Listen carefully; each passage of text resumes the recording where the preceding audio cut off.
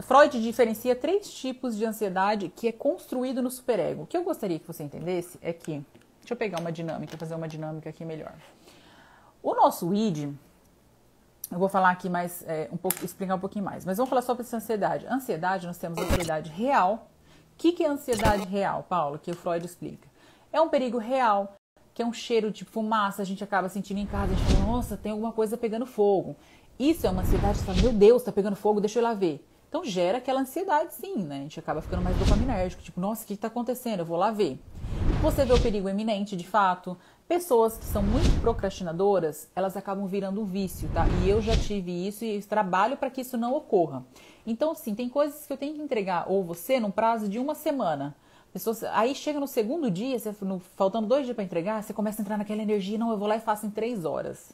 Só que isso começa a virar tanto um vício, porque quando você entra nesse estado de eu preciso entregar e eu acabo ficando muito dopaminérgica, né? Porque libera dopamina, essa energia, e eu consigo entregar, você acaba entrando num vício. Ah, eu vou deixar, porque depois eu consigo fazer em 3 horas mesmo, só que isso te gera um transtorno de ansiedade muito grande. Tá? Isso pode vir a trazer futuramente uma ansiedade neurótica, que é o segundo tipo de ansiedade que o Freud fala. Então você, ou agora, tipo, eu tava entrando na rua, vi um suspeito, aquilo me deixa ansiosa, porque será que ele vai fazer isso? Será que vai fazer aquilo? Isso é uma ansiedade real, o que é comum, não existe ninguém sem ansiedade, tá? Então essa é uma ansiedade comum. O segundo tipo de ansiedade é neurótica. Existe o medo, mas os instintos podem escapar do controle, que vai te levar a uma punição. Tem medo do que os outros acham de você, se culpa muito e tem um sentimento muito grande de desvalia, acha que você não vale nada, acha que você sempre é inferior ao outro. O outro tipo é quando você precisa ser uma mulher maravilha dentro de casa. Você faz tudo para todo mundo, mas ninguém reconhece. Isso gera uma ansiedade neurótica. Medo de um assalto constante. Você acha, eu vou para São Paulo e vou ser assaltada. Não, mas eu acho que se eu fizer aquilo lá não vai dar certo, vai dar tudo errado. Isso é uma ansiedade neurótica. Quando a nossa autoestima está ameaçada por qualquer coisa, é com isso que nós temos medos de rejeição, do fracasso, das pessoas não terem aprovação. E quando, principalmente, né, você fala sim, mas que na verdade você quer dizer não. A grande maioria das pessoas hoje, mais de 70% das pessoas, não sabem como dizer não, porque elas têm medo do que as pessoas vão achar, pensar, né? Como as pessoas vão agir diante desse não dela. Então eu acabo dizendo sim para o outro e falo não para mim. E assim a gente vive arrastando a nossa ansiedade, né? Por quê? É tão bom viver com ansiedade, né? Isso foi uma ironia. Aí nós entramos no outro tipo de ansiedade, que é a ansiedade moralística, aquela que vem do superego. Lembrando que o nosso superego, que a gente tem o id, a gente tem o ego e a gente tem o superego. E aqui lembrando que o superego é a construção que nós aprendemos lá no nosso passado. Nós aprendemos com os nossos pais, com os nossos tutores, aqueles que nós convivemos. Então, aquela que vem do superego sente que você fez algo de errado e afeta a sua moral. Vai precisar sempre de medicamento, de drogas, coisas, carros, vai ter sempre algum objeto ou alguma coisa para suprir essa sua ansiedade moralística. Você acha que você precisa estar andando com um carro X para que as outras pessoas te valorizem. E isso tem muita ligação porque é uma corrente. Então isso tem muita ligação com a minha autoconfiança, com a minha segurança, com a minha autoestima. Então por quê? Porque tudo isso, se eu não estou bem alinhado, vai me trazer essa ansiedade, algum tipo de transtorno de ansiedade. Então, o tempo todo tem que ter o controle, tem sede por ter poder, o controle do poder. Frequentemente, ataques de angústias, fobias ou obsessões, que é o TOC, transtorno de obsessão-compulsão. Nós temos 2 tópicas aqui. A tópica topográfica, que é o que eu já expliquei, vou até fazer um desenho aqui só para mostrar que como que o nosso inconsciente reage, tá? Então, nós falamos aqui, ó, vai ficar mais fácil, o nosso consciente, o nosso pré-consciente. Eu sempre falei muito, é o poder do subconsciente, mas o subconsciente não existe. O que a gente chama de subconsciente é o nosso pré-consciente, tá? Então, ó, fiz até um desenho aqui, ó. Se você olhar, aqui é o nosso consciente. Aqui tá as nossas ações, como a gente age, tá? Aqui, o que a gente faz, aqui nós temos controle, tá? Das nossas ações. Aqui está o pré-consciente. Eu até fiz um adendo aqui, ó. Nosso pré-consciente. Opa! Está nossas memórias e nossos conhecimentos guardados. Então, tudo que você tem conhecimento, ele está guardado aqui. Então, aqui tem as nossas percepções e pensamentos. Tudo que você pensa, como você age. Aqui está o inconsciente. Então, qual que é o que mais comanda, né, as minhas ações? Olha o tamanho disso. Aqui é a menor parcela de estudo. E aqui, então, no nosso inconsciente, eu até coloquei aqui, ó. Olha como isso é extenso, né? Deixa eu só ler para vocês aqui tudo. O nosso inconsciente, presta atenção, tá? As nossas motivações violentas, os nossos medos exagerados, os nossos desejos sexuais inaceitáveis, os nossos desejos irracionais, que é uns desejos que eu tenho, mas da onde sai esse desejo? Eu nem tinha isso, mas é irracional. Os nossos desejos egoístas, os nossos impulsos imorais, as nossas experiências vergonhosas, ele é totalmente movido pelo princípio do prazer e não está no consciente do ego. Ele só se manifesta através de um processo de análise. Como, Paulo? O que eu estudo e o que eu falo para vocês e o que nós estamos aplicando lá na imersão. Nós estamos aplicando, e aí vai entrar de modo mais profundo, porque elas começaram agora a entrar para essa análise, a gente vai entrar nesse processo do inconsciente delas. Né? Como a gente fez essa meditação guiada do processo da busca da menina interior, como a gente vai olhar para o nosso passado, porque tudo que a gente vê, nossas ações estão tudo aqui, ó. Por mais que você não lembre, tá? Não tenha memória ativa disso, a partir dos seus 5 anos que você começa a ter memória, mas antes dos seus 5 anos, tá aqui, ó. Nunca deixou, desde a hora que você sabia que quando o pai e uma mãe grávida, ela discute ou briga com alguém, quer que seja, mas em especial, assim, a discussão com o marido, porque é algo mais frequente, o útero da mulher, ele contrai. Quando ele contrai, ele aperta, essa criança sente. Quando essa criança sente, ela sente que tem algo de errado. E todo aquele movimento, aquela transferência de medo, de ansiedade é colocada na criança. Aquele momento que ela foi concebida, ela já tem o seu inconsciente ativo. Então, ela vai conseguir buscar e sugar dessa mãe, em especial, porque eu falo que o pai ele tem uma função primordial na criança, mas a mãe tem uma função inexplicável. O seu olhar, o seu afeto, o seu amor, o seu carinho. Então, quando a gente fala, eu quero ser mãe, eu quero ter filho, é um momento que você tem que saber que você vai abrir mão de uma dedicação, em especial, porque se você não faz por você, você vai fazer pela criança. Porque uma criança que nasce no meio dessa violência, que seja nessas discussões, de gritos, de baixa autoestima, de insegurança não reafirmada na sua infância, inevitavelmente, em 100% dos casos, ela vai ter uma depressão futura, algum tipo de transtorno. E por que a gente está na era da depressão? Foi agora, Paulo, que a gente entrou na era? Não, isso vem sendo cultivado. Em especial agora, o que a gente vive hoje, daqui 10 anos, daqui 5 anos, não precisa muito, os transtornos. Por que até 2030, nós estamos em 2021, por que até 2030 vai ser a doença que mais vai matar, mais que câncer e mais do que infarto, que hoje são as duas principais doenças? Porque o que está sendo gerado hoje tem impacto agora? Tem muito impacto, mas no futuro o impacto é estrondoso. O porquê não cuidar disso agora? Né? E como que eu faço isso? Uma análise, você buscando, eu coloco vários vídeos aqui, aí começa a fazer sentido.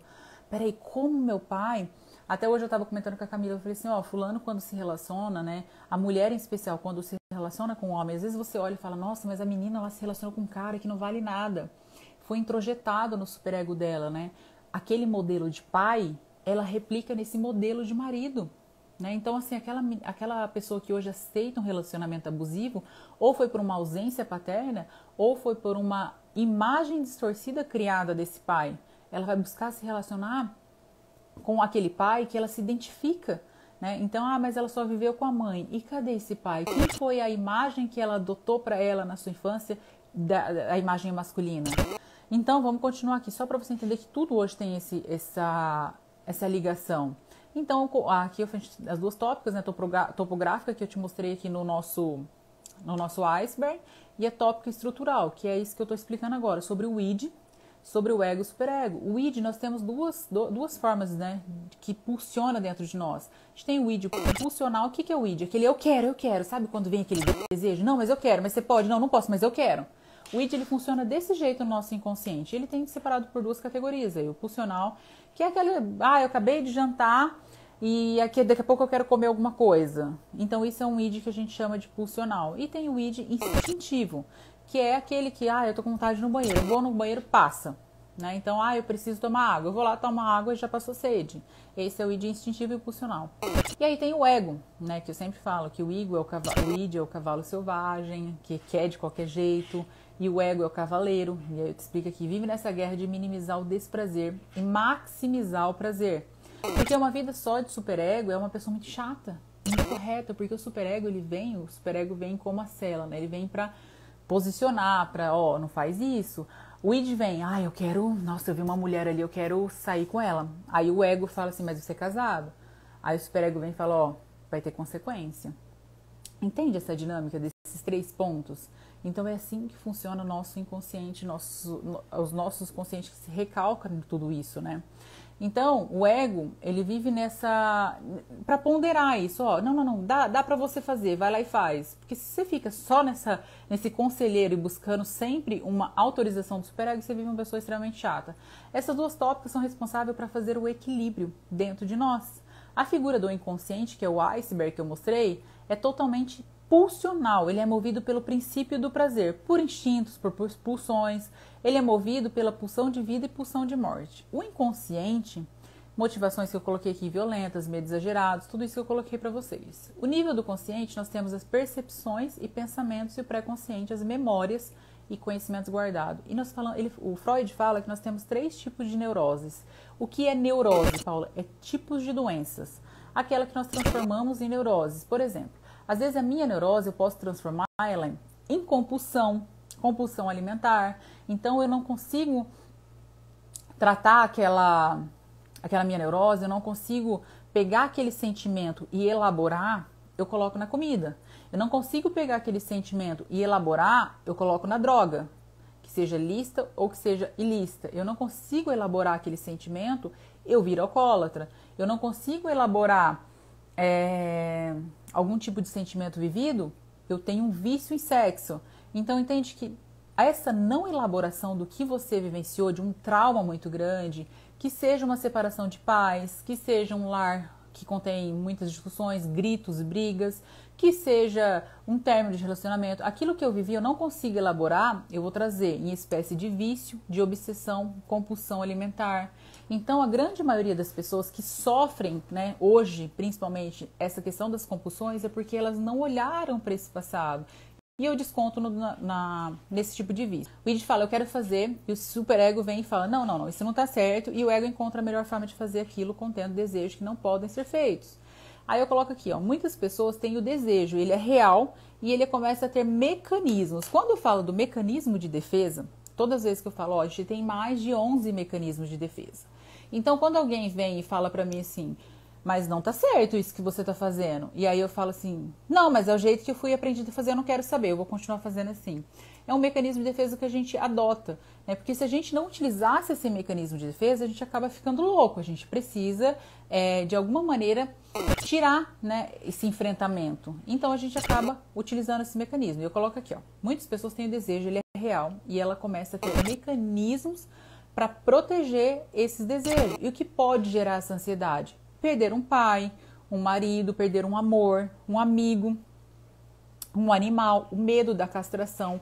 Eu vou entrar de modo muito breve. Quando eu falo medo da castração, não é castrar, cortar, assim, de fato, né? O Freud explica que na sua idade, no máximo dos 7, 8 anos da criança, precisa ter feito um corte da castração.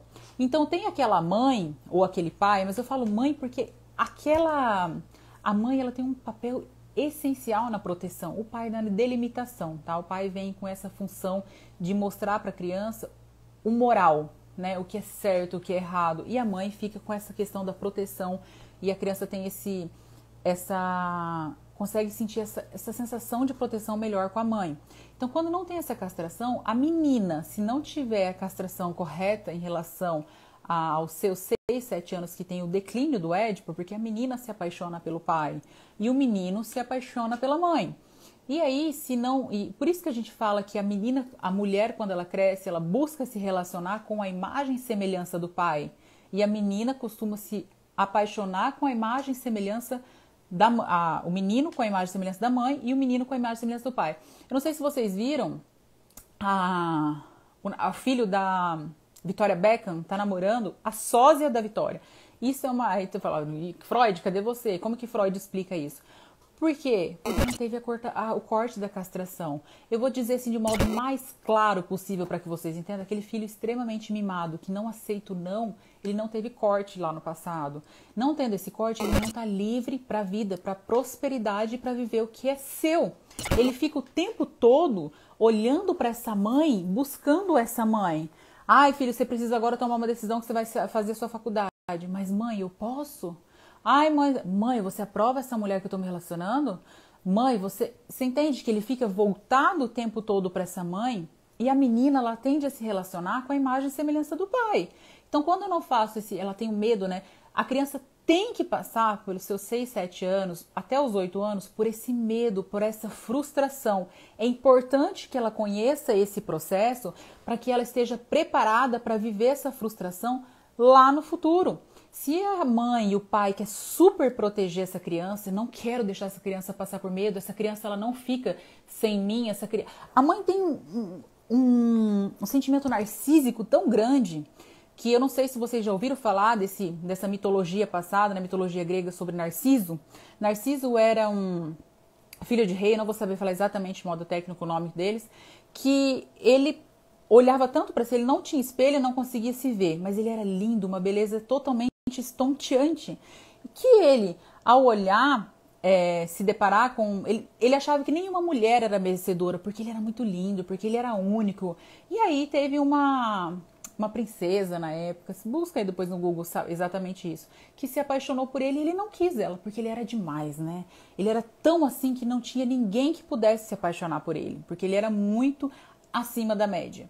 Narciso, então, essa moça diz dois finais que tem duas histórias aí. Narciso diz que, a história diz que Narciso, essa moça fez fez um trabalho que colocou uma maldição, que ele um dia se apaixonasse tão veementemente por alguém que não correspondesse o amor dele para ele sentir o que ela estava sentindo.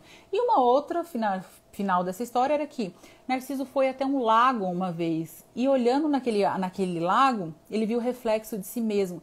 Ele ficou tão bobo, tão estonteante, que ele acabou olhando e ele se afogou nesse lago, né? De tanto que ele olhava para si e adorava a sua própria imagem, porque o amor por ele era imenso. Por isso que vem esse narcisismo, né? O fulano é muito narcísico, o pai e a mãe é um tratamento muito narcísico. Por quê? Porque é só ele. É pra ele, é meu, é dele, nunca é pros outros. E essa criança, em algum momento, ela vai crescer e vai virar uma adolescente, um pré-adolescente, passar para sua fase de puberdade, vai passar para sua fase de adolescência, para sua fase de jovem adulta. E se ela não olhou para esse passado, essa criança vai ficar estagnada nesse crescimento. Ela é vítima de si mesma, ela é vítima dos outros, a pessoa que é vítima em si em casa, ela é vítima lá fora. Aí a gente fala sobre o drama de Karpman, né? Que eu já falei sobre esse triângulo de Karpman, né? Que a gente traz aqui o perseguidor, a vítima e o perseguidor, a vítima. Ai, agora me fugiu o outro. E perseguidor, a vítima e o salvador. Ela fica passeando nesse triângulo, né? Então, para eu ganhar benefício, ai, filho, né? Se pegar uma mãe aí que não tem, que trabalha, né? Sempre tem que ter duas pessoas nesse papel. Então, uma mãe com filho, nessa triangulação de Karpman, filho, você vai me deixar? Em algum momento ela chega como perseguidora. Eu não gostei daquela menina, você acaba terminando com ela porque ela não é pra você. E aí, em algum momento, ela é vítima, né? Perseguidora e salvadora. Ai, filho, mas a mamãe tá aqui sempre para salvar você, sempre que você precisar. Ela passeia nessa triangulação. Então, é muito importante que exista essa castração. É muito importante que o pai e a mãe deixem esse filho passar por essa frustração. É necessário para que ele se torne homem, de fato. É necessário para que ela se torne uma mulher madura, de fato. Aquela que você vai olhar e falar assim, eu tenho orgulho de quem ela é. E não aquele filho que tem medo de tudo, que não quer dar um passo adiante e fica o tempo todo olhando para trás. E é um processo da constelação que eu acho legal também, é que o filho tem que estar no seu papel de filho, não pode se misturar com o papel de pai e mãe. Pai e mãe vem atrás, o filho vem à frente, o seu filho vem à frente, sempre olhando avante para a prosperidade. Então eu coloquei aqui, ó, ele se torna uma pessoa muito frágil, né, se você não tem essa castração. É inevitável a depressão, é inevitável a baixa autoestima, porque uma criança que não foi fortalecida ali no seu passado, hoje ela vai sofrer com ansiedade, ela vai sofrer com depressão, com baixa autoestima, com falta de segurança, porque ela não vai saber lidar com aquela dor dela, ela não foi ensinada. Como que eu lido com aquilo que eu não sei lidar? Não faz sentido.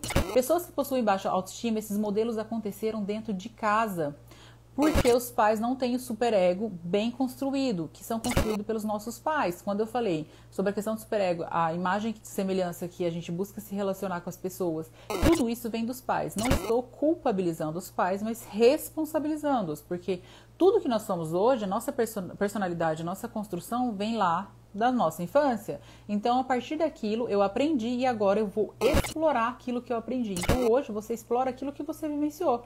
Então, o medo que você passou no passado, hoje se torna um medo para você real do que você vivenciou.